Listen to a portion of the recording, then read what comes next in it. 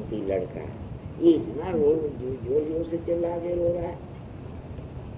किसी ने पूछा क्यों, क्या बात है, मरना जीना कहाँ है वेदांत के विचार में?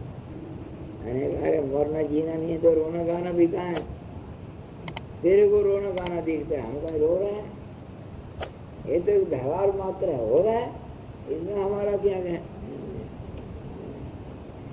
व्यवहार मात्र है, ये हो रहा है। व्यवहार को रोकना वेदांत का काम नहीं है।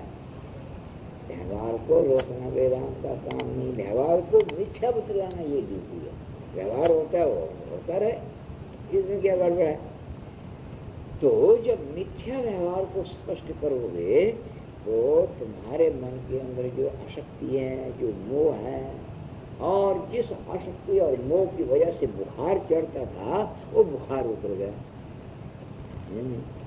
इसलिए बुद्धिमान घबरावे नहीं। इसलिए कहते देहे मृते विबुद्धि के शास्त्रादस्ति तथा सद्धि बुद्धेरन्यश्चिदा भाषा प्रवेशा श्रुतिषु श्रुतः। प्रवेशा श्रुतिषु श्रुतः इसलिए कहते हैं उपाधि प्रधान अभिव्यक्ति चेतन परमात्मा की होने से वहाँ प्रवेश शब्द से कहा गया। धीयुक्तस्य प्रवेशाश्चे नेत्रे धिया पृथक् आत्मा प्रवेशं संकल्प्य प्रविष्टा इति गीयते। ऐत्रेय उपनिषद का संवाद देते हैं। ऐत्रेय उपनिषद इतराय आपत्यम ऐत्रेय एक वैदिक उपाख्यान है। एक बेचारी इतरा रही, उसका नाम है इतरा, गरीब थी बेचारी और दासी थी, सेवा करती थी बड़े बड़े ज्ञानियों की, ऋषियों की। ये जो इतरा है, इस इतरा का एक बेटा हो गया है। उस बेटे का नाम था महिदास। महिदास उसका। ये महिदास जो हुआ ये बड़ा भारी ऋषि हुआ, बड़ा तत्ववेत्ता हो गया है। ये ऋग्वेद का महान ज्ञाता था। तो इस ऋषि ने महिदास ने, इसका दूसरा नाम पड़ गया ऐत्रेय, जो इतरा का बेटा है। इतरा उसकी मम्मी है। इतरा अपत्यम ऐत्रेय, इतरा का जो बेटा हो वो ऐत्रेय है। तो वहां पर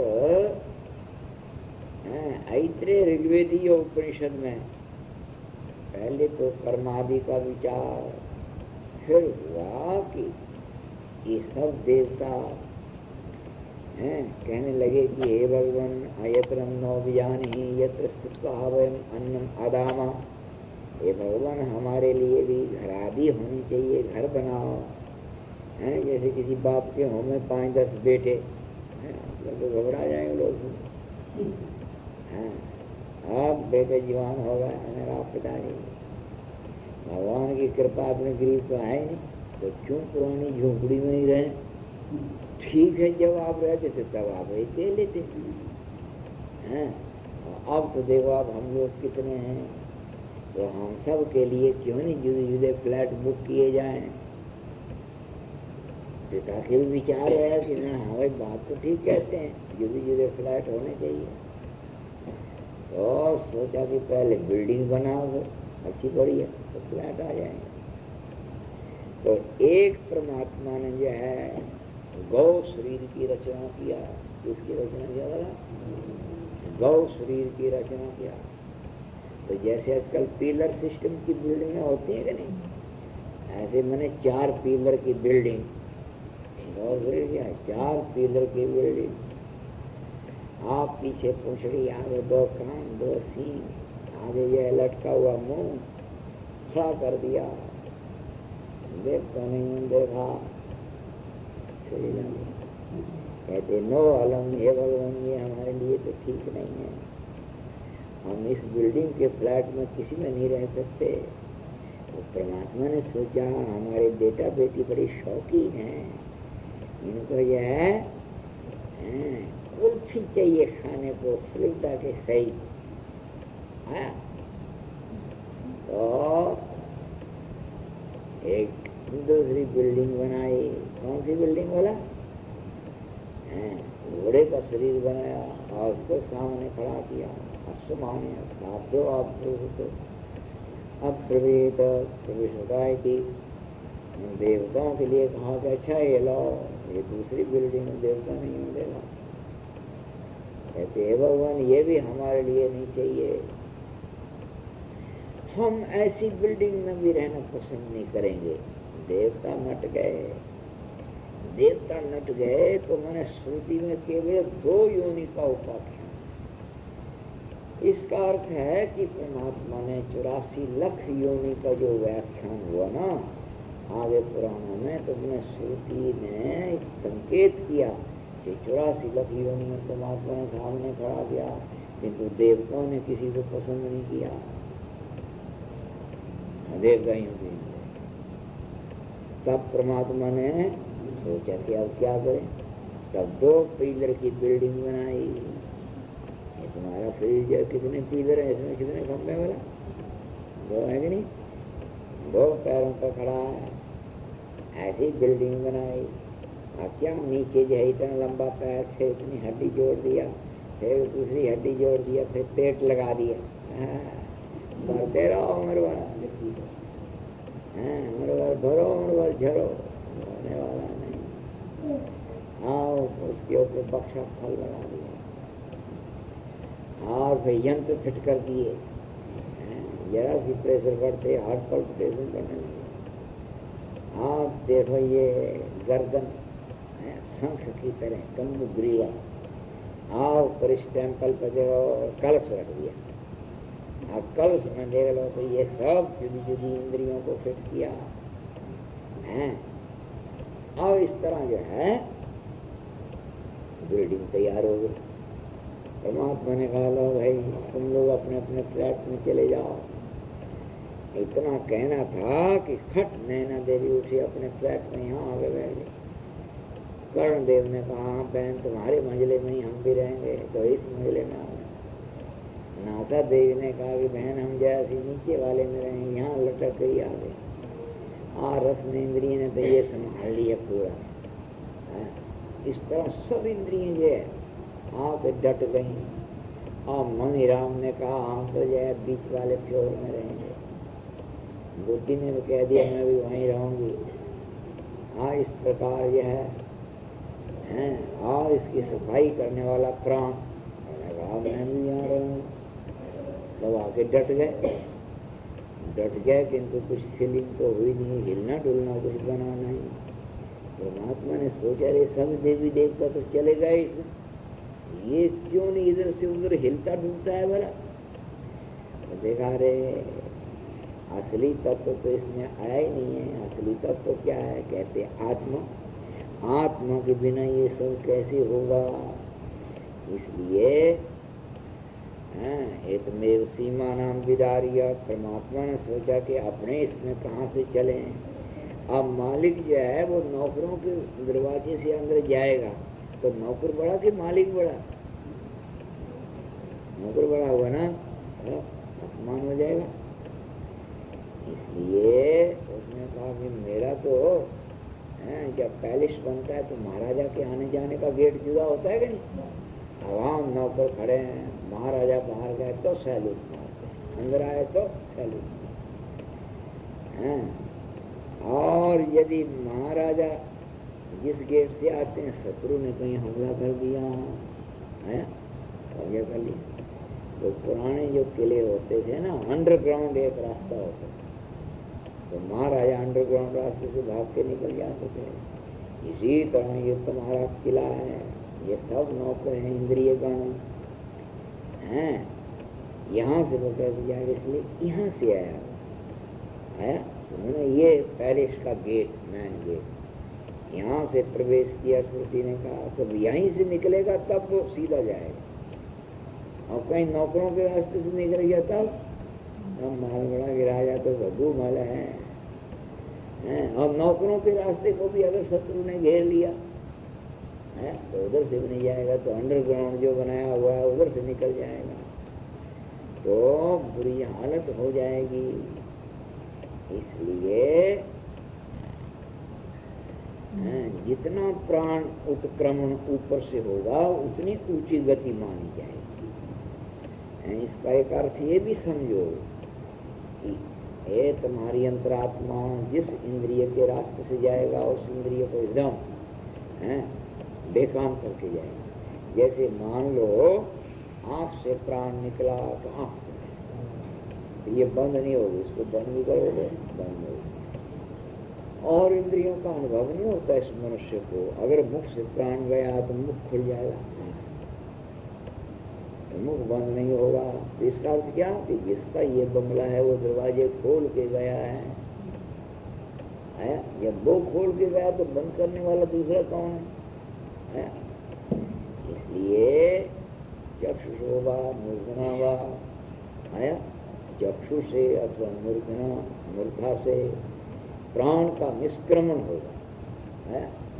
और यदि तामसी भाव इसमें बढ़ गया, खूब खाया खूब खेला तामसी भाव बढ़ गया, तो क्या होगा? तत्व विचार तो है नहीं, तो इसका मन ऊपर से नहीं उठेगा, प्राण उत्क्रमण नहीं करेगा, तो अधु उत्क्रमण करेगा तो उदान प्राण से मिलेगा, और नहीं तो उदान मिलेगा अपान से, तो नीचे से खिंच जाएगा। तो यदि मल द्वार से प्राण जाएगा तो जुलाब हो जाएगा, और मूत्र इंद्रिय से प्राण जाएगा तो पेशाब हो जाएगा, तो समझ लो नीचे से गया है। इसलिए तत्व चिंतन करने का अभिप्राय है कि प्राण की अपनी ऊर्ध्व गति को बना के रखो। केवल पशु की तरह मिला और खूब खा खूब प्राण में गए, ये पता नहीं किधर फेंक देगा, ये नहीं है? अपने को है जैसे कोई अच्छी वस्तु है तो उसको रखते हैं कि नहीं, उसमें बंद करके बढ़िया बॉक्से में है। ऐसे विवेकी जो मुमुक्षु है सत्संगी, वो भी बक्से के अंदर बंद रहे, नहीं समझे? कौन सा बक्सा वाला? संयम का बक्सा।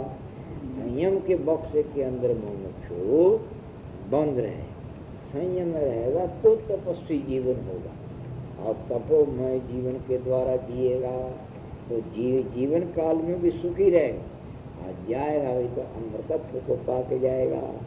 नहीं तो जीवन काल में भी सुख में भोग में सुख की कल्पना से जिया और मरने लगा तो भी उसी कल्पना में मर गया, किंतु उसने कभी अपनी बुद्धि के ऊपर तो सोचा ही नहीं कि मेरी बुद्धि रजोगुणी हो रही है कि तमोगुणी हो रही है।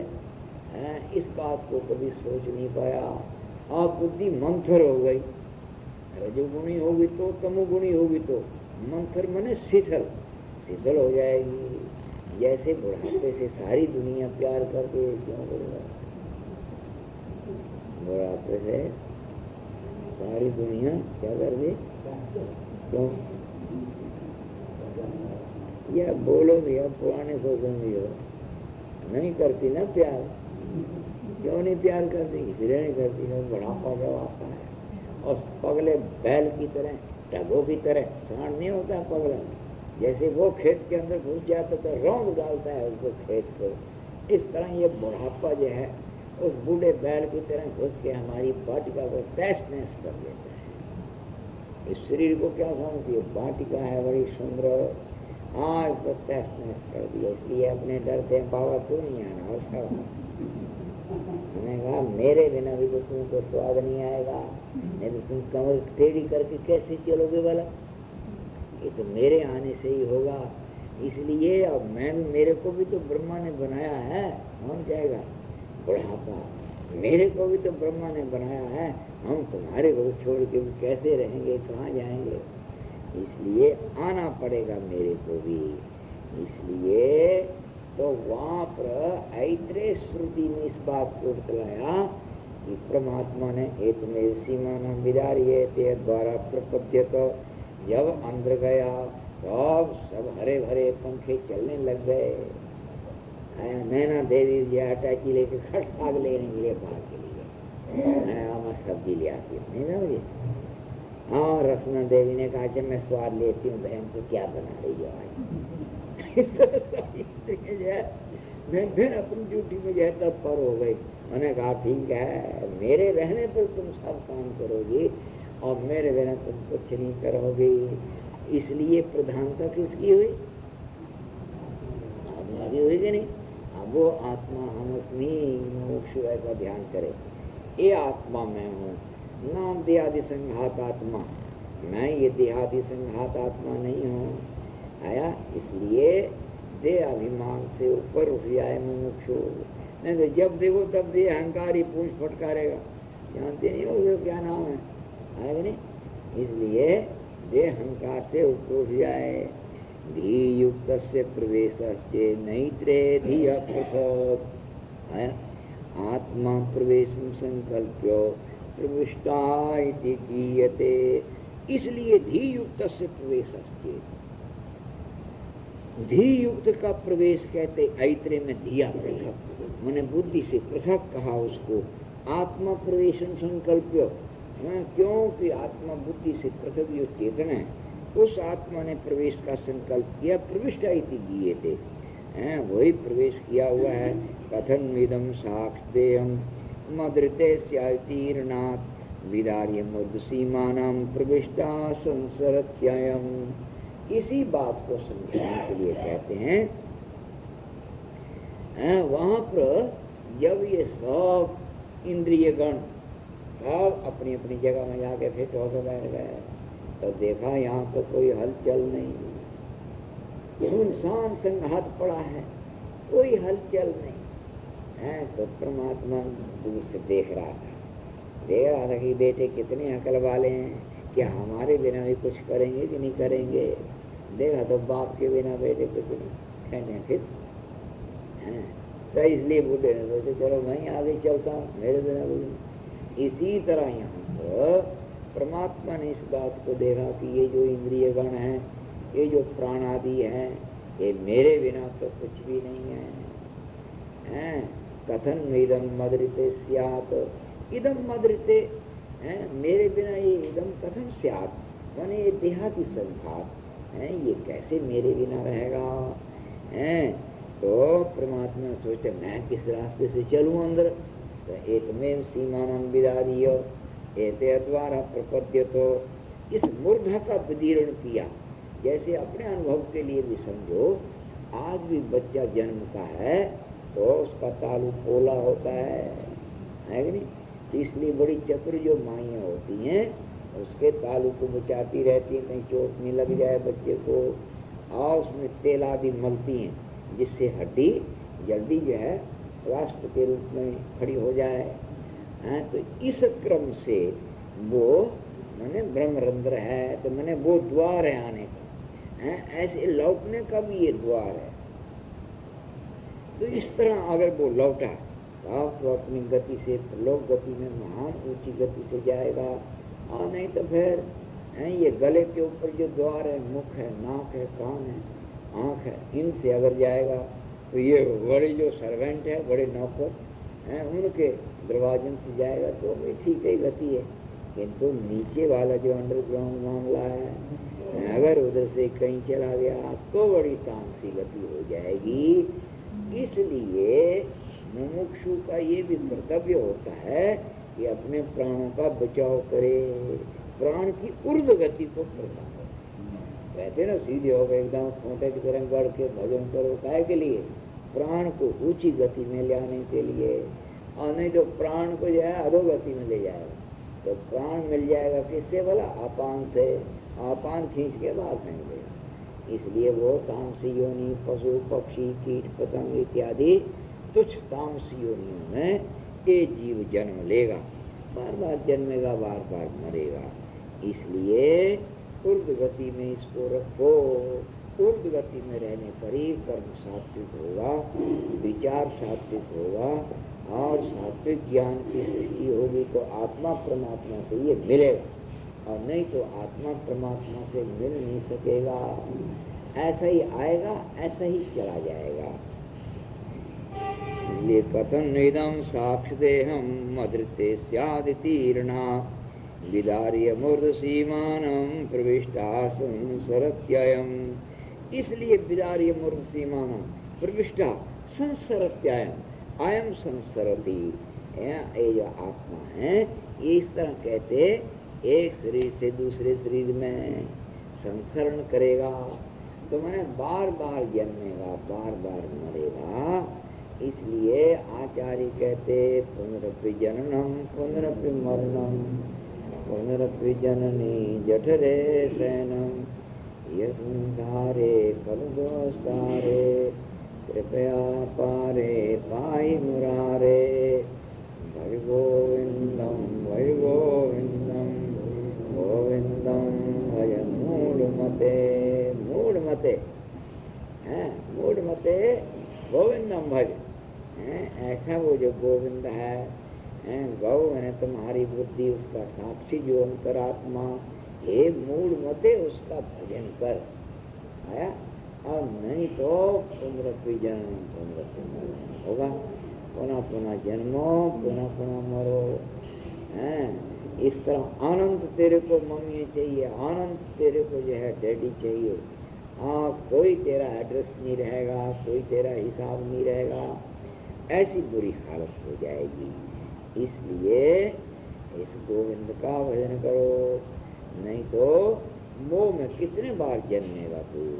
कथम प्रविष्टो असंगास्येत् सृष्टिर्वास्य कथम वद मायिकत्वं तयोस्तुल्यं विनाशश्च समस्तयो ननु असंगस्य आत्मन प्रवेशो प्रायुक्ता इति संकते। चेला रहा जरा तेज। गुरु जी कहते हाँ, कहते असंगस्य आत्मन प्रवेशो प्रायुक्ता। आप कहते हो कि ये जो आत्मा है तो असंग है, जब असंग है तो इसका प्रवेश कहाँ करोगे भला? क्यों? जो असंग है प्रवेश तो उसका होगा जो किसी धारा में बंध गया, किसी आकार में बंध गया।